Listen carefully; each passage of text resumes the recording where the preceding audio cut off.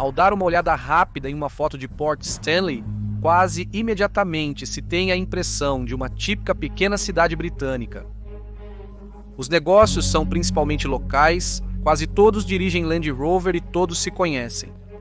No entanto, esta pequena cidade e as Ilhas Malvinas, onde ela se situa, estão a 8.000 milhas de distância do Reino Unido, no Atlântico Sul, e estiveram no centro de uma das disputas mais emocionalmente carregadas do mundo.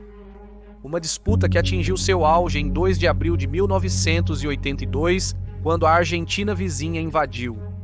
No entanto, essa famosa invasão argentina foi precedida e possivelmente inspirada por um evento dramático e em grande parte esquecido, que ocorreu quase 20 anos antes, quando os sonolentos habitantes das Ilhas Malvinas acordaram com a notícia de que argentinos armados haviam desembarcado em suas ilhas, reivindicando-as para Buenos Aires.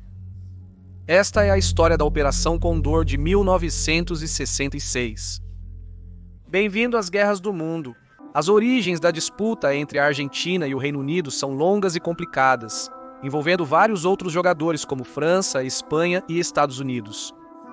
Simplificando, quando a Argentina conquistou sua total independência da Espanha em 9 de julho de 1816, um dos territórios que procurou incorporar a recém-criada nação foi um conjunto de ilhas localizadas a aproximadamente 200 milhas a leste.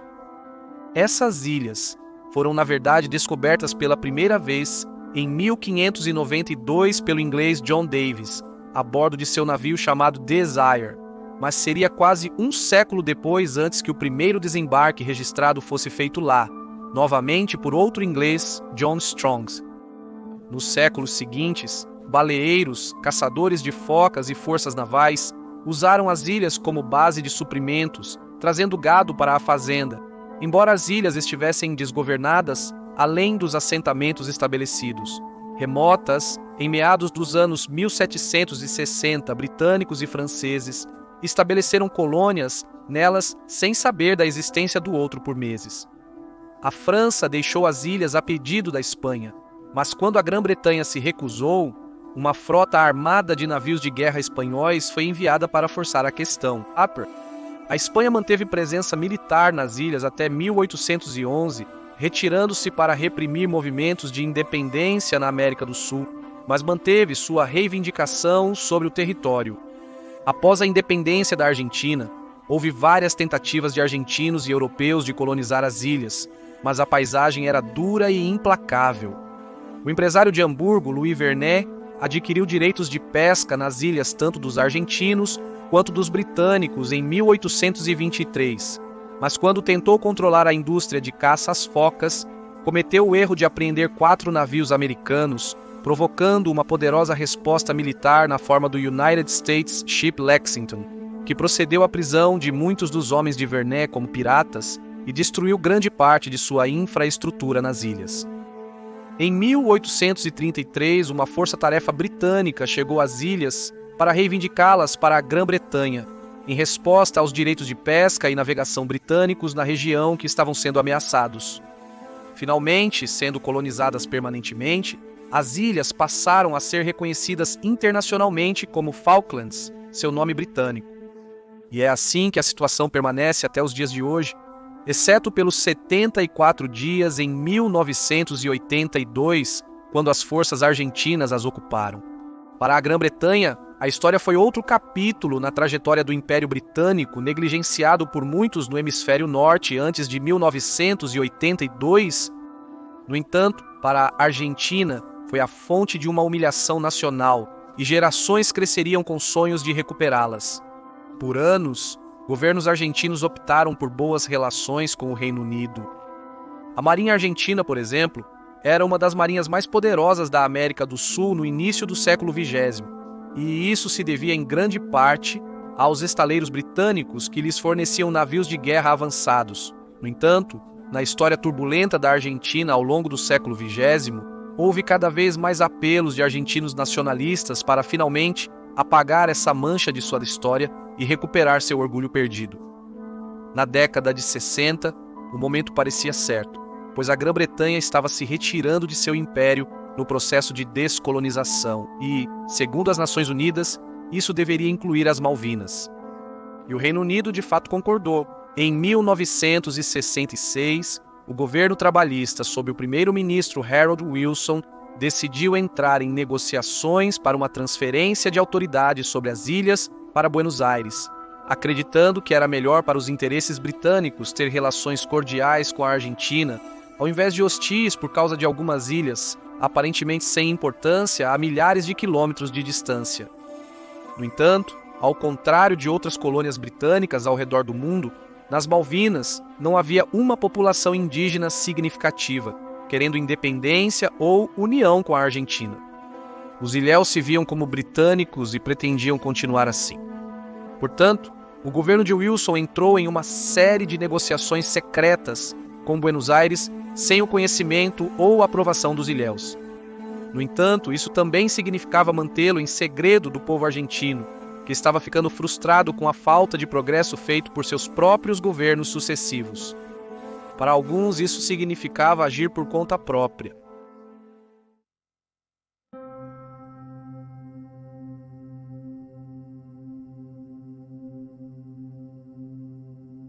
Logo após a meia-noite de 28 de setembro de 1966, 6 tripulantes e 32 passageiros embarcaram em um avião Douglas DC-4 pertencente a Aerolíneas Argentinas, a companhia aérea de bandeira da Argentina em Buenos Aires, decolando por volta das 03:04 com destino a Rio Gallegos, Santa Cruz. A bordo da aeronave estavam vários estudantes, ou pelo menos pareciam ser. Pouco mais da metade do voo, 17 homens e uma mulher se levantaram de seus assentos e sacaram armas, procedendo para sequestrar o avião. Liderando o grupo estava Dardo Cabo, um jornalista de 25 anos e apoiador do peronismo, um movimento político nacionalista baseado nas doutrinas do famoso líder argentino Juan Perón. Invadindo a cabine de comando, a tripulação aterrorizada foi instruída a seguir para leste, em direção ao mar. Eles iam para as Ilhas Malvinas. Deve ter sido uma tarefa assustadora para os pilotos, que sabiam que, embora tivessem combustível para chegar lá, não havia pista de pouso. Eles teriam que encontrar uma superfície o mais suave possível para pousar, mas mesmo assim não havia garantia de um pouso seguro. Contudo, os sequestradores não cediam.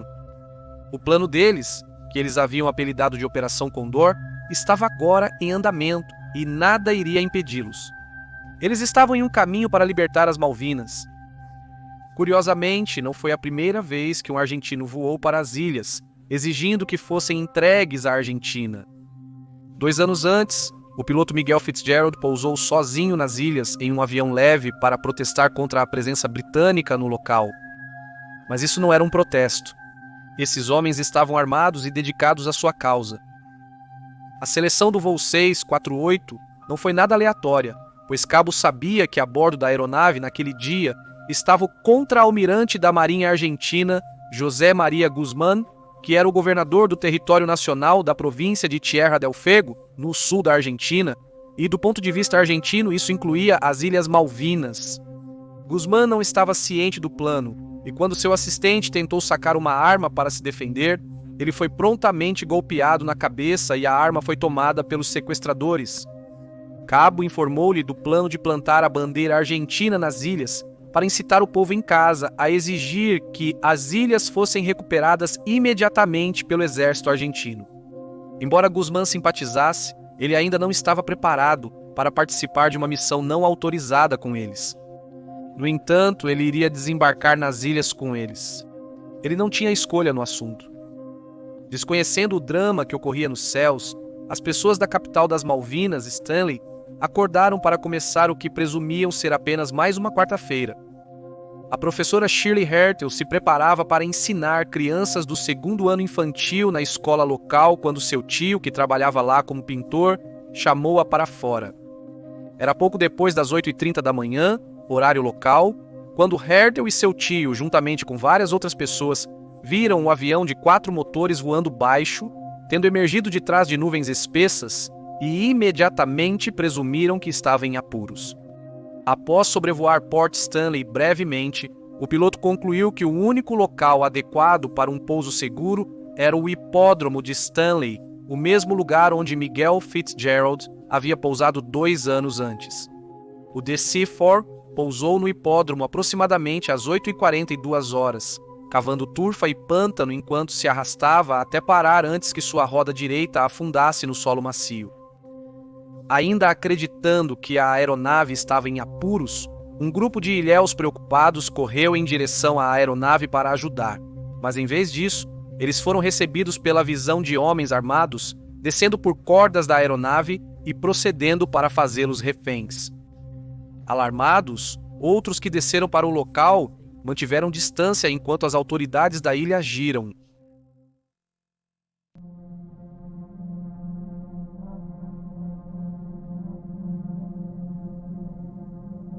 As Ilhas Falkland mantêm uma força de defesa voluntária desde 1847, quando os primeiros grupos de milícia foram levantados pelo então governador Richard Clement Moody. Em tempos de paz, a Força de Defesa das Ilhas Falklands, contava com cerca de 200 voluntários em tempo parcial, que deveriam trabalhar junto das tropas britânicas regulares do Reino Unido durante períodos de tensão, fornecendo conhecimento local vital. Ter uma força de defesa também significava que havia uma grande população de ex-membros que haviam saído à medida que envelheciam, mas ainda mantinham seu treinamento. Assim, à medida que as notícias da incursão armada se espalhavam, parecia não haver falta de voluntários, antigos e novos, para pegarem armas em defesa das ilhas contra os argentinos invasores. A Polícia Real das Ilhas Falkland procedeu ao bloqueio de estradas para evitar que mais locais se deslocassem para o local e fossem feitos reféns, enquanto a Força de Defesa das Ilhas Falklands se mobilizava. Qualquer homem apto em Port Stanley parecia estar pegando um rifle e descendo para o campo de corrida, incluindo vários trabalhadores do Reino Unido que eles próprios haviam prestado serviço nacional e foram treinados como soldados básicos. Contudo, os combatentes mais eficazes na defesa de Port Stanley naquele dia foram, sem dúvida, um pequeno destacamento de fuzileiros navais reais que estavam trabalhando com a Força de Defesa das Ilhas Falklands. Desde 1952, os fuzileiros navais reais mantiveram um destacamento de cerca de 30 homens nas ilhas. No entanto, este número caiu consideravelmente para apenas 6 em 1966, e todos estavam sob o comando do capitão Ian Martin. Os atiradores argentinos ficaram surpresos com a rápida reação dos habitantes das Ilhas Malvinas ao seu desembarque. O plano original deles era deixar o avião, correr até a casa do governo da ilha, capturá-la e substituir a bandeira da União pela Argentina. Mas eles pousaram muito longe e, com defensores armados, policiais e fuzileiros navais reais cercando-os, esse objetivo agora era impossível sem um tiroteio. Portanto, eles ficaram com a aeronave, usando seus reféns para proteção contra ataques. Eles fincaram suas bandeiras no solo à frente e informaram ao capitão Martin, que veio negociar, que ele invadia o território argentino. Eles também tentaram distribuir panfletos mal impressos em inglês que tentavam explicar aos ilhéus por que eles deveriam aceitar o domínio argentino e que deveriam se tornar cidadãos argentinos. Alguns leram os panfletos por curiosidade, enquanto outros se recusaram firmemente a aceitá-los em um esforço para encerrar o impasse pacificamente. O secretário colonial da ilha, Harry Thompson, que estava substituindo o governador Cosmo Haskard, que estava no Reino Unido na época, concordou em se encontrar com 3 dos argentinos. Eles foram escoltados pelo capitão Martin até a sede do governo, mas as conversas se mostraram infrutíferas. Os argentinos insistiram que as ilhas fossem rendidas e, além disso, alertaram que suas ações sem dúvida provocariam apelos do povo argentino para que seu governo seguisse seu desembarque com uma invasão em grande escala. Esta parte do plano deles quase se tornou realidade, pois quando as notícias do que estava acontecendo chegaram à Argentina, o orgulho nacional explodiu em muitas ruas da cidade, com a casa do embaixador britânico sendo sitiada por manifestantes, enquanto tiros foram disparados em uma vila onde, devido a um timing extraordinariamente infeliz, o próprio Duque de Edimburgo estava hospedado enquanto jogava polo na Argentina. No entanto, eles não foram tão difundidos quanto Cabo e os outros sequestradores haviam antecipado, e o governo recém-instalado, que tinha apenas 3 meses de idade na época após ganhar poder através do usual golpe militar, viu todo o caso como um sério problema, dadas as negociações que estavam acontecendo com Londres, e condenou abertamente o incidente. Apesar de seus planos aparentemente começarem a desmoronar ao seu redor, os argentinos permaneceram firmes em suas convicções e recusaram qualquer acordo que não reconhecesse oficialmente a Argentina como tendo soberania sobre as ilhas. Contudo, eles aceitaram libertar os reféns a bordo do avião em troca de vários substitutos voluntários da comunidade local, incluindo o policial Terry Peck, que ficaria famoso por seus feitos quase 20 anos depois, durante o conflito de 1982. Com a chegada da noite, os defensores locais decidiram se envolver em um pouco de guerra psicológica para encorajar os sequestradores a se renderem.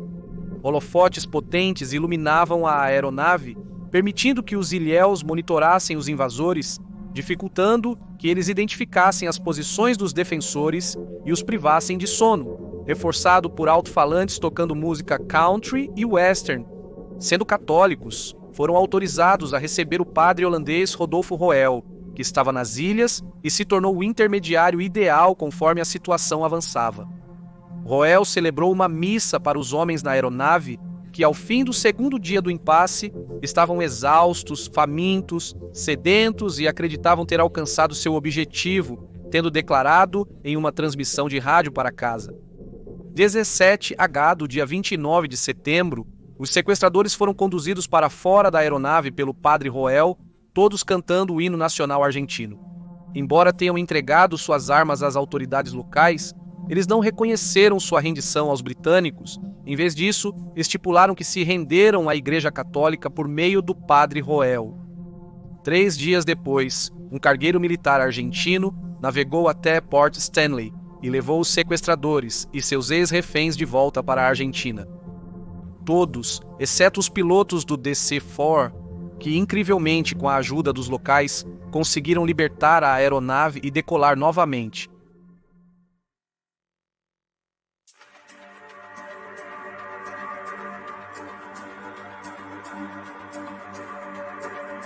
Por seu envolvimento na operação, Dardo Cabo foi julgado na Argentina e cumpriu 3 anos de prisão, durante os quais se casou com Maria Cristina, a única mulher entre os sequestradores. Ele seria mais tarde morto, lutando em oposição à junta militar que tomou o poder em 1976, assim como muitos dos outros sequestradores. Embora a operação tenha sido resolvida pacificamente, as consequências foram amplas e não seriam totalmente apreciadas até anos depois. Em primeiro lugar, os sequestradores demonstraram o quão vulneráveis as ilhas eram à invasão, já que uma força armada conseguiu chegar à capital da ilha completamente sem desafios. Isso provocou um reforço da presença dos fuzileiros navais na ilha para mais de 30 pessoal sob a bandeira do Naval Party 8901, e eles forneceriam uma oposição significativa à força de invasão argentina em abril de 1982, antes de serem ordenados a se render pelo governador Rex Hunt, que queria evitar mais derramamento de sangue. Quanto ao quadro maior na história das Malvinas, o sequestro descarrilou as negociações para uma transferência de poder, porque isso pareceria uma capitulação britânica, algo politicamente impensável. Pesando contra isso, as bandeiras argentinas voando nas ilhas por 36 horas apenas serviram para inspirar uma geração de argentinos com ambições semelhantes. Os anos 60 e 70 foram um período de grandes problemas para a Argentina, que foi marcada por golpes e agitação civil, que a única coisa que os unia era a crença de que um dia as Malvinas seriam deles. Impulsionados por essa crença, a guerra resultante em 1982 custou a vida de 649 argentinos, 255 britânicos e 3 ilhéus. Tamanha é a paixão pelas ilhas que na Argentina, apesar dos sequestradores ameaçarem e colocarem em perigo os civis argentinos, eles são vistos e celebrados como heróis, e suas famílias até receberam pensões do governo. No entanto, se qualquer argentino tentar repetir os incidentes, eles acharão difícil até mesmo se aproximar das ilhas, pois desde 1982 a presença militar britânica lá cresceu substancialmente, navios de guerra fortemente armados, patrulham as águas. Baterias de mísseis superfícies ar protegem assentamentos-chave e, bem acima, há uma força de caças multiuso Typhoon. Como nenhum dos lados está disposto a ceder, a disputa pelas Malvinas persiste até hoje. E aí você tem a história da Operação Convo. Por favor, deixe um comentário abaixo com suas próprias opiniões e reações. E lembre-se de curtir este vídeo e se inscrever para apoiar o canal. Obrigado por assistir, até a próxima.